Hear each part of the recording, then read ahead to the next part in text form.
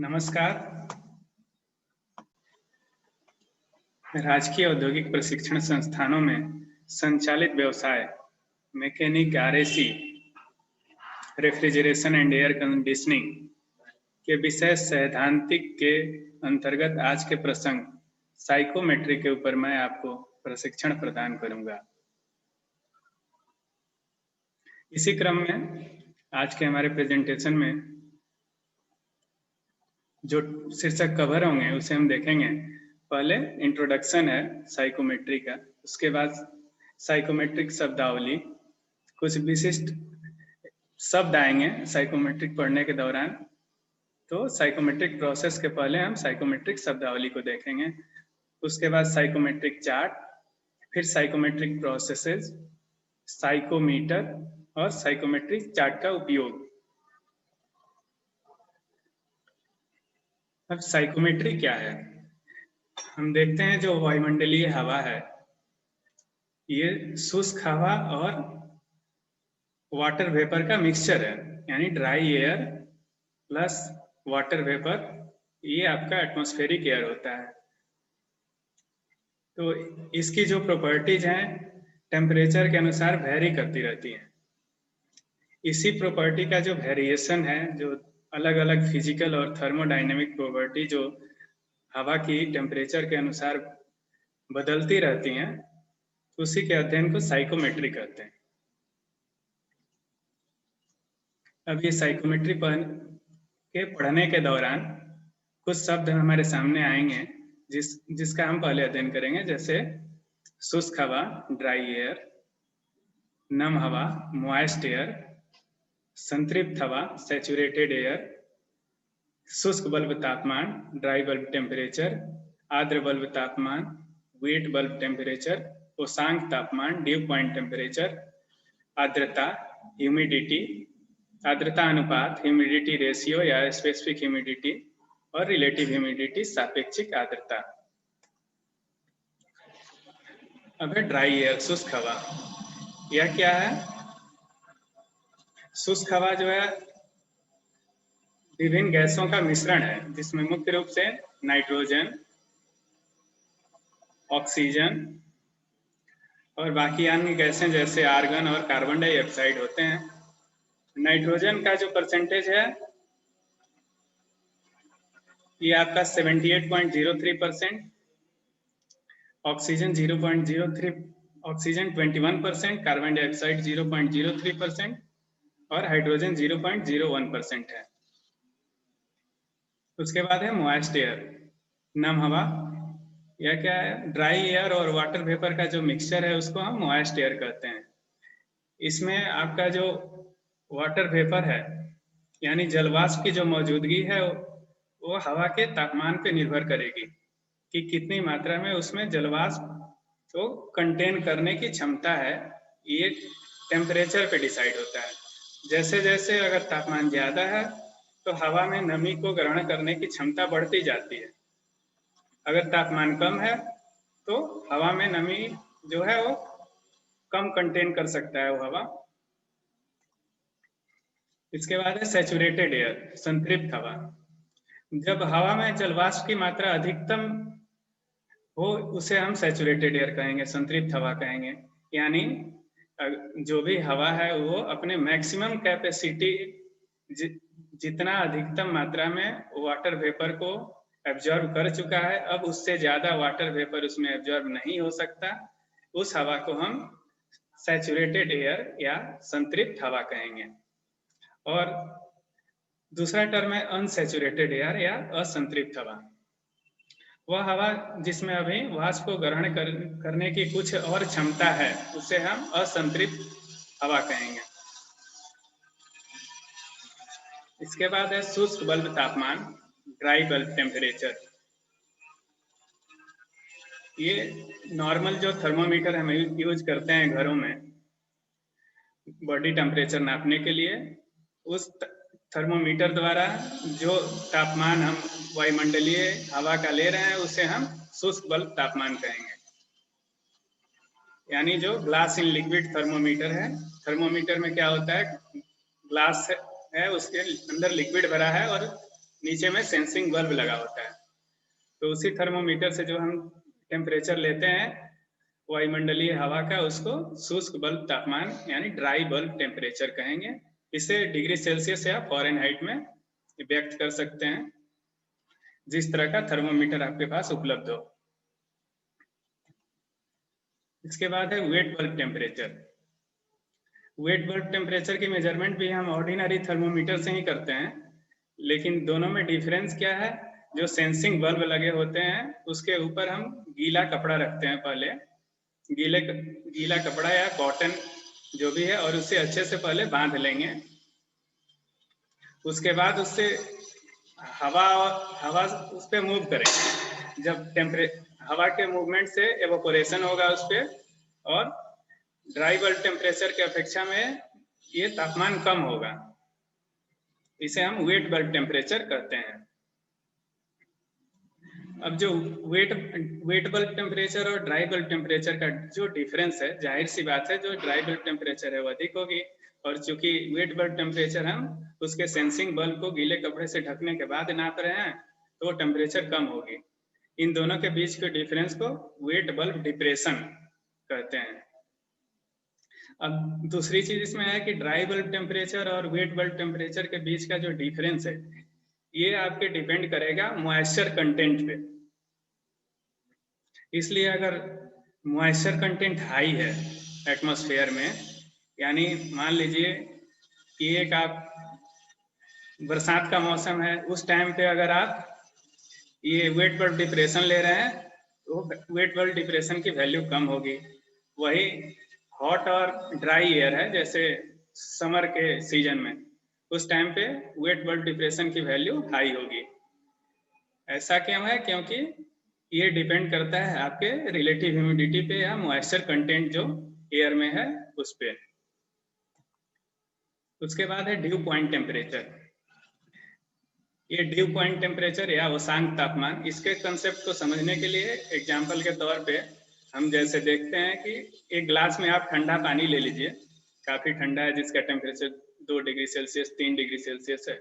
अगर हम एक यहाँ टेबल पे रखते हैं तो देखेंगे कि उसके बाहर थोड़े वाटर ड्रॉपलेट्स आ जाते हैं। वो कहाँ से आ जाता है? एक्चुअली जो वायुमंडलीय हवा है वो, जैसा मैंने पहले बताया, वो ड्राई एयर और वाटर वेपर का मिक्सचर है। तो चूंकि ग्लास में रखा हुआ पानी काफी कम टेम्परेचर पे है, यानी उसके ड्यू पॉइंट टेम्परेचर से नीचे है, तो जो वायुमंडलीय हवा में नमी है उस पर संघनित होने लगती है, और वो तरल के रूप में वहां पे हमें वाटर ड्रॉपलेट्स दिखने लगते हैं। यहाँ पे आपका dew point temperature role play करता है, यानी जैसे ही हवा को आप उसके ड्यू पॉइंट टेम्परेचर के नीचे ठंडा करेंगे, जब वो ड्यू पॉइंट टेम्परेचर पे पहुंचेगा, उसमें मौजूद जलवाष्प तरल में संघनित होना शुरू हो जाएगा। इसके साथ जो टर्म है यह है दूसरा ड्यू पॉइंट डिप्रेशन। ये ड्राई बल्ब टेम्परेचर और ड्यू पॉइंट टेम्परेचर के बीच के डिफरेंस को ड्यू पॉइंट डिप्रेशन कहते हैं। अब है ह्यूमिडिटी या आर्द्रता। ये मुख्य रूप से जलवाष्प का जो कंसंट्रेशन है हवा में, उसे हम आर्द्रता कहते हैं। हवा में कितनी जलवाष्प हो सकती है ये हवा के तापमान पर निर्भर करता है, और ह्यूमिडिटी को नापने के लिए जो हम यंत्र उपयोग करते हैं उसे हाइग्रोमीटर कहते हैं। ये हाइग्रोमीटर आपका एनालॉग भी हो सकता है, डिजिटल भी हो सकता है। इसके बाद है विशिष्ट आर्द्रता। विशिष्ट आर्द्रता क्या है? ये हवा में मौजूद, यानी वायुमंडलीय हवा में मौजूद जलवाष्प की मात्रा और ड्राई एयर का जो मास है, यानी mass of vapour divided by mass of dry air, ये जो रेशियो है इसे हम विशिष्ट आर्द्रता कहते हैं। इसे हम केजी पर केजी ऑफ ड्राई एयर में लिखते हैं। इसको विशिष्ट आर्द्रता को इसी तरह के यूनिट में लिखा जाता है, केजी पर केजी ऑफ ड्राई एयर। इससे आप ध्यान देंगे कि ये केजी पर केजी जो है ये कैंसिल आउट नहीं करते इसे, क्योंकि जो ऊपर केजी लिख रहे हैं वो हम मॉइस्चर कंटेंट के लिए लिख रहे हैं और नीचे वाला जो है किलोग्राम ऑफ ड्राई एयर है।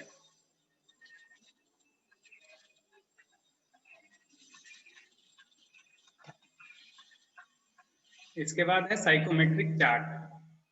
साइकोमेट्रिक चार्ट क्या है? ये मॉइस्ट एयर के जो विभिन्न थर्मोडायनेमिक गुण हैं उसको हम एक चार्ट में बनाते हैं, जिसे साइकोमेट्रिक चार्ट कहते हैं। ये साइकोमेट्रिक चार्ट का बेनिफिट क्या है? ये बहुत सारा जो कैलकुलेशन होते हैं, जैसे साइकोमीटर इंस्ट्रूमेंट है, उससे आप वेट बल्ब टेम्परेचर और ड्राई बल्ब टेम्परेचर मेजर करते हैं, उस पॉइंट को साइकोमेट्रिक चार्ट पे प्लॉट करते हैं। जब अगर एक पॉइंट मिल गया तो उसके बाकी सारे जो फिजिकल प्रॉपर्टीज हैं, जैसे आपका हमने अभी डिस्कस किया था, ड्यू पॉइंट टेम्परेचर निकालना हो, ह्यूमिडिटी निकालना हो, तो ये दोनों वेट बल्ब और ड्राई बल्ब टेम्परेचर अगर आपको मिल गया तो बाकी सारे प्रॉपर्टीज साइकोमेट्रिक चार्ट पे आसानी से निकाल सकते हैं। लेकिन अगर आपके पास साइकोमेट्रिक चार्ट उपलब्ध नहीं है तो उसके लिए मैथमेटिकल फॉर्मूला है, बहुत कॉम्प्लेक्स इक्वेशन है, और तब जाके उन वैल्यूज को आप निकाल सकते हैं। तो ये जो साइकोमेट्रिक चार्ट है बहुत सारी गणनाओं को समाप्त कर देता है। और ये दूसरा चीज इसमें आप देखेंगे, ये साइकोमेट्रिक चार्ट जो है ये सामान्य तौर पे 760 mmHg या 1.01325 बार के मानक वायुमंडलीय दबाव के लिए तैयार किया गया है। यानी एटमॉस्फेरिक प्रेशर के लिए ही जो साइकोमेट्रिक चार्ट है वो तैयार किया गया है। तो अगर आप इसे लो प्रेशर या हाई प्रेशर पे यूज कर रहे हैं तो इनके वैल्यूज में एरर आएगा।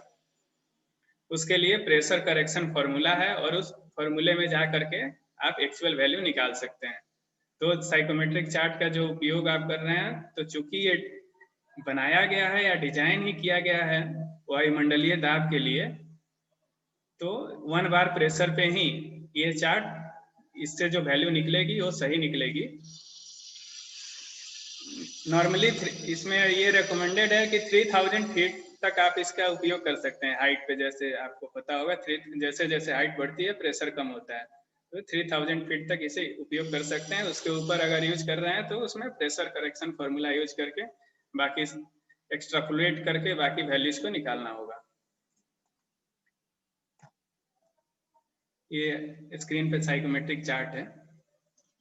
इसमें जो एक्स एक्सिस है हॉरिजॉन्टल लाइन है, ये ड्राई बल्ब टेम्परेचर है, यानी लेफ्ट टू राइट इसमें आपका टेम्परेचर बढ़ता हुआ दिख रहा है। ये डिग्री सेल्सियस में है।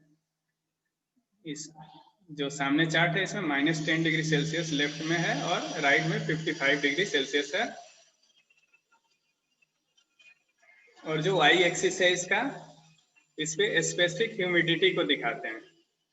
स्पेसिफिक ह्यूमिडिटी जिसका यूनिट पहले बताया था मैंने, केजी पर केजी ऑफ ड्राई एयर, वो लिखा हुआ है यहाँ पे।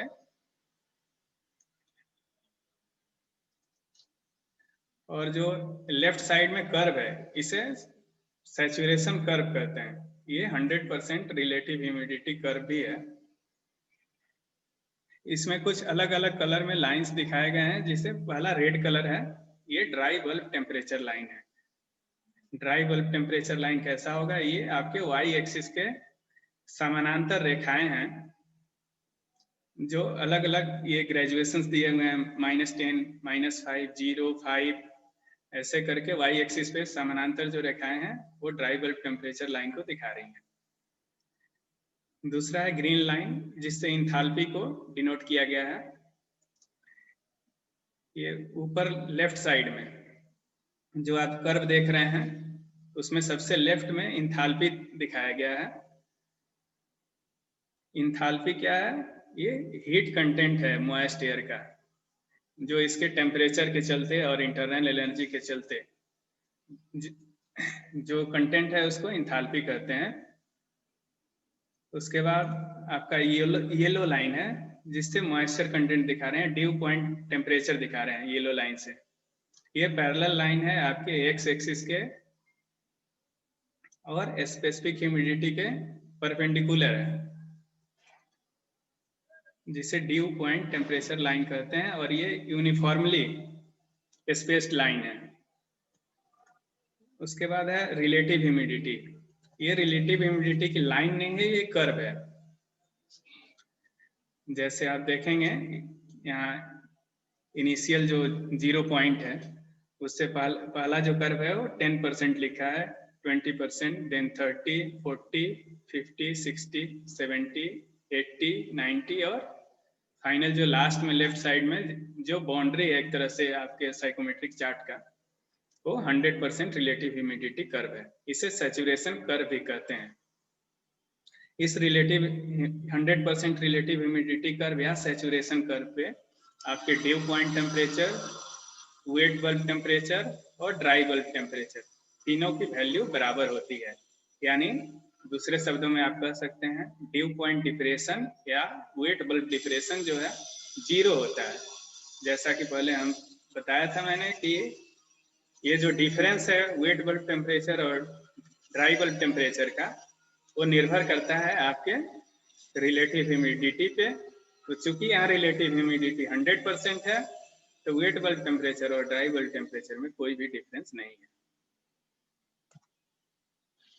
अब है साइकोमेट्रिक प्रोसेसेस। ये सबसे इम्पोर्टेंट पार्ट है इस प्रेजेंटेशन का, क्योंकि साइकोमेट्रिक प्रोसेस ही हैं जो कि आपके प्रैक्टिकल लाइफ में यूज होते हैं। एयर कंडीशनर हो गया, आपका एवापोरेटिव कूलर या डेजर्ट कूलर हो गया, विंटर एसी या समर एयर कंडीशनर है, इसमें यही साइकोमेट्रिक प्रोसेसेस यूज होते हैं और इसी पे ये सारे जो इक्विपमेंट्स हैं डिजाइन होते हैं। इसमें पहला देखेंगे सेंसिबल हीटिंग। ये जो है 1 to 2 आपको एरो दिख रहा होगा, लेफ्ट टू राइट, ये है इसमें ड्राई बल्ब टेम्परेचर इंक्रीज हो रहा है जबकि स्पेसिफिक ह्यूमिडिटी जो है कांस्टेंट है। आप ये भी देखेंगे चूंकि रिलेटिव ह्यूमिडिटी को हम कर्व से इसमें दिखाया जाता है, तो 1 से 2 जाने पे रिलेटिव ह्यूमिडिटी जो है घट रहा है। एग्जाम्पल के लिए जो नॉर्मल लाइफ में हम देखते हैं, अगर आप रूम हीटर चला रहे हैं, रूम हीटर यूज करने से लंबे समय तक यूज करने के बाद से ज़्यादा ड्राई फील करते हैं। उसका रीजन ये है कि वहाँ पे सेंसिबल हीटिंग होती है, यानी टेम्परेचर कम होता है, जिसके चलते रिलेटिव ह्यूमिडिटी पे भी फर्क पड़ता है, ह्यूमिडिटी कम हो जाती है। अगला जो है सेंसिबल कूलिंग है। यहाँ भी पॉइंट 1 से 2 एरो मार्क किया गया है। इसमें क्या है, ड्राई बल्ब टेम्परेचर जो है घट रहा है, ये आपका रिवर्स है सेंसिबल हीटिंग का। ड्राई बल्ब टेम्परेचर घट रहा है और आपका ये जो स्पेसिफिक ह्यूमिडिटी है वो कांस्टेंट है। साथ साथ इंथाल्पी देखेंगे H1 to H2, ये भी घट रहा है।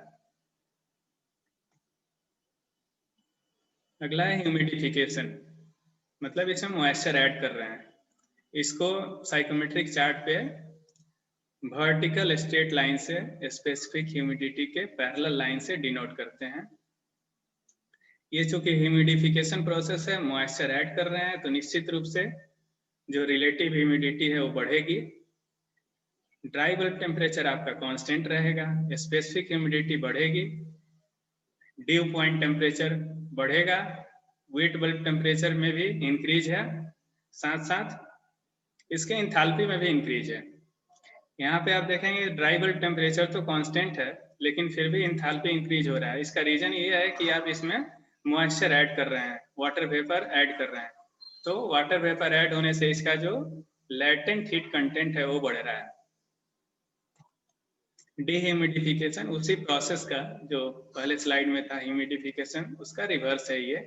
इसमें कांस्टेंट ड्राई बल्ब टेम्परेचर पे हम मॉइस्चर को बाहर कर रहे हैं, तो यानी रिलेटिव ह्यूमिडिटी घट रहा है, स्पेसिफिक ह्यूमिडिटी घट रहा है, ड्राई बल्ब टेम्परेचर कांस्टेंट है, ड्यू पॉइंट टेम्परेचर में डिक्रीज है और इंथाल्पी भी डिक्रीज होगी। अब है हीटिंग और डिह्यूमिडिफिकेशन। ये हीटिंग एंड डिह्यूमिडिफिकेशन का जो प्रोसेस है, इसे मेनली हाइग्रोस्कोपिक मटेरियल बोलते हैं, उसके द्वारा करेंगे हम। जैसे एल्यूमिना है, इन मटेरियल की प्रॉपर्टीज है कि ये मॉइस्चर को एब्जॉर्ब करते हैं। जैसे मॉइस्चर एब्जॉर्ब होगा और इसमें से हीट रिलीज होता है, इस प्रकार से इसका उपयोग हम मेनली केमिकल इंडस्ट्रीज में ऑटोमेटिक वाल्व को ऑपरेट करने के लिए करते हैं।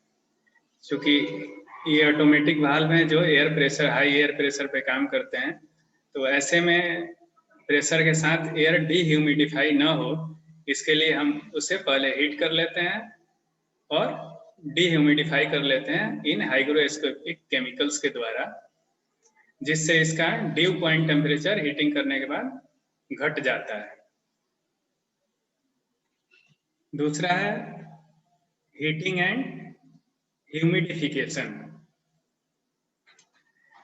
ये प्रोसेस जो है मेनली कोल्ड कंट्रीज में जो विंटर एयर कंडीशनर्स हैं उसके लिए यूज होता है, जिसमें आपको जो वायुमंडलीय हवा है कम टेम्परेचर पे रहता है और ड्राई भी रहता है। चूंकि टेम्परेचर कम रहता है तो उसकी मॉइस्चर एब्जॉर्ब करने की क्षमता भी घट जाती है, तो वायुमंडलीय हवा लो टेम्परेचर और उसकी रिलेटिव ह्यूमिडिटी भी लो रहती है, तो इसे वहाँ हीटिंग और ह्यूमिडिफिकेशन पहले करते हैं, तब जाके मतलब ह्यूमन कंफर्ट के लिए वो यूज हो पाता है। इसके लिए क्या करते हैं, हॉट वाटर स्प्रे करते हैं वायुमंडलीय एटमॉस्फेरिक एयर में, उसके बाद वो हीट एब्जॉर्ब हो जाता है और ह्यूमिडिफाई भी हो जाता है। इसके बाद है कूलिंग और ह्यूमिडिफिकेशन। ये मेनली आप एवोपोरेटिव कूलर्स या डेजर्ट कूलर जिसे कहते हैं, जो हम घरों में यूज करते हैं कूलर, उसमें ये प्रोसेस यूज होता है। इसमें क्या है, कूलिंग वाटर स्प्रे होता रहता है, कंटिन्यूअसली वाटर का स्प्रे होता रहता है, जो एटमॉस्फेरिक एयर है उसके रिलेटिवली लोअर टेम्परेचर पे होता है। कंटिन्यूअस स्प्रे होने से वो वाटर ह्यूमिडिफाई हो जाता है और टेम्परेचर भी उसका लो हो जाता है। तो इसीलिए जब आप देखेंगे तो जो आपका डेजर्ट कूलर है या जो कूलर हम घरों में यूज कर रहे हैं, वो समर के टाइम पे जब मौसम काफ़ी ड्राई रहता है और हॉट रहता है, मतलब टेम्परेचर हाई है और मॉइस्चर कंटेंट कम है। नॉर्थ इंडिया में अगर हम बात करें तो ये आपका मई जून के महीने में ये इसमें तो डेजर्ट कूलर सही काम करते हैं, लेकिन जैसे जैसे मॉइस्चर कंटेंट बढ़ता जाता है डेजर्ट कूलर की इफिशियंसी कम होती जाती है, तो वहाँ यही प्रोसेस प्ले करता है। उसके बाद है आपका कूलिंग और डीह्यूमिडिफिकेशन। ये प्रोसेस आपका समर एयर कंडीशनिंग में यूज होता है। समर एयर कंडीशनिंग में यूज होने वाला यही प्रोसेस है, कूलिंग और डीह्यूमिडिफिकेशन। इसमें करते क्या है हम,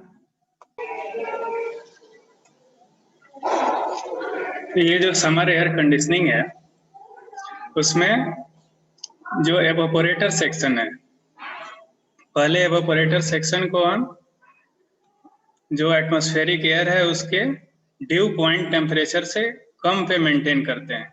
यानी जो एवापोरेटर कॉइल्स हैं वो एटमॉस्फेरिक एयर के ड्यू पॉइंट टेम्परेचर से कम टेम्परेचर पर होते हैं। एग्जाम्पल के लिए जो कंडीशन एटमॉस्फेरिक लिया जाता है ह्यूमन कंफर्ट के लिए, वो है आपका 25 डिग्री सेल्सियस और 50% रिलेटिव ह्यूमिडिटी। तो इस टेम्परेचर और रिलेटिव ह्यूमिडिटी पे जो ड्यू पॉइंट टेम्परेचर आता है वो 14 डिग्री सेल्सियस आता है। तो अगर एवापोरेटर कॉइल 14 डिग्री सेल्सियस के नीचे है तो एटमॉस्फेरिक एयर जो है वहां पे डीह्यूमिडिफाई होना शुरू हो जाता है। जैसे कि हमने ठंडे पानी का एग्जाम्पल लिया था, एक ग्लास में रखते हैं और उस पर वाटर ड्रॉपलेट्स आ जाते हैं, यानी एटमॉस्फेरिक एयर जो है, एटमॉस्फेरिक मॉइस्चर जो है वो कंडेंस होना शुरू हो जाता है। सेम चीज आपके इसमें एवापोरेटर कॉइल में होता है। यानी एयर कंडीशनर में मुख्य रूप से 4 पार्ट हैं, evaporator, condenser, expansion devices, dryer जिसे और कंप्रेसर। तो एवापोरेटर सेक्शन में refrigerant continuously low temperature refrigerant flow करते रहते हैं और उसका जो टेम्परेचर होता है ड्यू पॉइंट टेम्परेचर से बिलो मेंटेन किया जाता है, यानी 14 डिग्री सेल्सियस से नीचे। तो जैसे ही एटमॉस्फेरिक एयर उसके संपर्क में आता है वहाँ पे डीह्यूमिडिफाई होता है, और वही आप देखते होंगे कि जब एसी चलता है तो बाहर पानी भी गिरता रहता है, तो कहाँ से आता है? एटमॉस्फेरिक एयर से ही उसका मॉइस्चर जो है कंडेंस होके द्रव के रूप में बाहर आता है। इस तरह से एयर का टेम्परेचर भी कम हो जाता है और मॉइस्चर कंटेंट भी कम हो जाता है। इसके बाद से जो ये देख रहे हैं आप अपने स्क्रीन पे, इसमें एक सिंगल चार्ट में सारे साइकोमेट्रिक प्रोसेस को दर्शाने की कोशिश की गई है, जिससे आपको आसानी से याद रह सके। अगला है साइकोमीटर। साइकोमीटर क्या है? ये एक ऐसा इंस्ट्रूमेंट है जिससे हम वेट बल्ब टेम्परेचर और ड्राई बल्ब टेम्परेचर दोनों को एक साथ मेजर कर सकते हैं। अब साइकोमीटर दो टाइप के होते हैं, स्लिंग साइकोमीटर और एस्पिरेटिंग साइकोमीटर। जो मेजरमेंट की प्रक्रिया है दोनों में सेम है। डिफरेंस दोनों में क्या है? जो आपका स्लिंग साइकोमीटर है उसको हम रोटेट करते हैं। ये एस्पिरेटिंग साइकोमीटर में जो हम लेफ्ट साइड में देख रहे हैं, इसमें थर्मोमीटर बल्ब को एक बोर्ड पे फिक्स रखा जाता है और ब्लोअर से हवा को फ्लो कराया जाता है। ये दोनों डिफरेंस है दोनों के एस्पिरेटिंग और स्लिंग साइकोमीटर के वर्किंग में। इसका वर्किंग प्रिंसिपल क्या है? ये इसमें जो वेट बल्ब टेम्परेचर लेने के लिए जो थर्मोमीटर है, यानी वेट बल्ब टेम्परेचर के लिए जो सेंसिंग बल्ब है थर्मोमीटर का, उसके और हवा के बीच में रिलेटिव मोशन को मेंटेन किया जाता है। तो एक में हम हैंडल को घुमा के जो मिडिल में आप देख रहे हैं उससे मेंटेन करते हैं, दूसरे में ब्लोअर से हवा देके मेंटेन करते हैं। और इस साइकोमीटर से हमें वेट बल्ब टेम्परेचर और ड्राई बल्ब टेम्परेचर प्राप्त होता है। इस पॉइंट को, वेट बल्ब टेम्परेचर और ड्राई बल्ब टेम्परेचर को लेके हम साइकोमेट्रिक चार्ट पे प्लॉट करेंगे। उसके बाद से जो भी फिजिकल प्रॉपर्टीज हमें रिक्वायर्ड है हम साइकोमेट्रिक चार्ट से प्राप्त कर सकते हैं। जैसे आपकी ह्यूमिडिटी हो गई, ड्यू पॉइंट टेम्परेचर है, स्पेसिफिक ह्यूमिडिटी है, रिलेटिव ह्यूमिडिटी है, वो सारी चीजें आप आसानी से साइकोमेट्रिक चार्ट से प्राप्त कर सकते हैं, आपको अगर वेट बल्ब टेम्परेचर और ड्राई बल्ब टेम्परेचर मिल जाता है तो। इस प्रकार आज के इस प्रसंग में साइकोमेट्री और उसके डिफरेंट प्रोसेसेस, उसके जो एप्लीकेशन है रियल लाइफ में, उसके बारे में हमने डिस्कस किया। उम्मीद है आप सभी को अच्छी तरह से समझ आ गया होगा। धन्यवाद।